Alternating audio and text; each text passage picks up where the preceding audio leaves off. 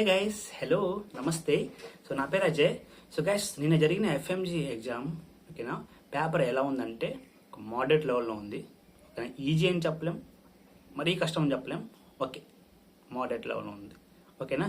So guys, ఈ వీడియోలో నేను ఎఫ్ఎంజీ రీకాల్స్ మనం ఎంతవరకు నమ్మొచ్చు దాని గురించి మాట్లాడదాం అనుకుంటున్నాను. ఓకేనా. సో గైస్, సపోజ్ ఎగ్జాంపుల్, మీరు నిన్న ఎగ్జామ్ రాసి వచ్చారు, తర్వాత మీరు రీకాల్ చూస్తున్నారు.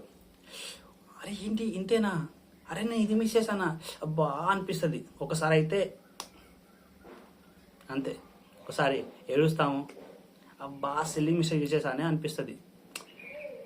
కానీ ఏంటంటే గైస్, ఆ రీకాల్ క్వశ్చన్స్ అనేవి చూస్తుంటే మనకి అంతా వన్ లైనర్లు ఉంటాయి, వన్ లైనర్స్ చిన్న చిన్నగా ఉంటాయి. కానీ అసలు ఆ బాధ ఎవరికి తెలుస్తుంది చెప్పండి? ఎగ్జామ్ రాసేవాడికి అర్థమవుతుంది. చెప్పండి, ఎగ్జామ్ రాసేవాడికి ఆ బాధ తెలుస్తుంది. ఎందుకంటే వాడు ఇచ్చిన టైమింగ్స్లో క్వశ్చన్కి 1 నిమిషం, దాంతోపాటు దాంట్లో పెద్ద పెద్ద క్వశ్చన్లు ఉంటాయి. పెద్ద పెద్ద క్వశ్చన్లు మళ్ళా వీడియో బేస్డ్ క్వశ్చన్స్ అంట. ఓకేనా. ఆ టెన్షన్లో మనకి ఏంటంటే ఆ పెద్ద పెద్ద క్వశ్చన్లు మనం చదవలేకపోతాం, అర్థం కదా.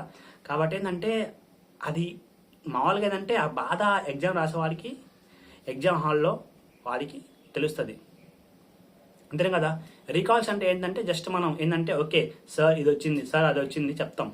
కానీ ఏంటంటే మనం పూర్తిగా క్వశ్చన్ చెప్తాం, వాళ్ళకి చెప్పాం కదా. ఓకే సార్ ఈ టాపిక్ మీద ఇది వచ్చింది, ఈ క్వశ్చన్ వచ్చింది అని చెప్తాం కదా. కాబట్టి ఏంటంటే అందుకని మరి ఇక రీకాల్స్ మనకి ఈజీగా అనిపిస్తుంది, అంతేనే కదా. సో కాబట్టి గాస్, మీకు రీకాల్లో ఒకవేళ 160 వచ్చినా, రీకాల్స్ మీకు 140 వచ్చినా, మీకు 120 వచ్చినా రిజల్ట్ మారిపోతుంది. మీకు 149 వచ్చినా రేపు పొద్దున 180 రావచ్చు, 160 రావచ్చు. మీకు రీకాల్లో 170 వచ్చినా 149 రావచ్చు, అదే కదా.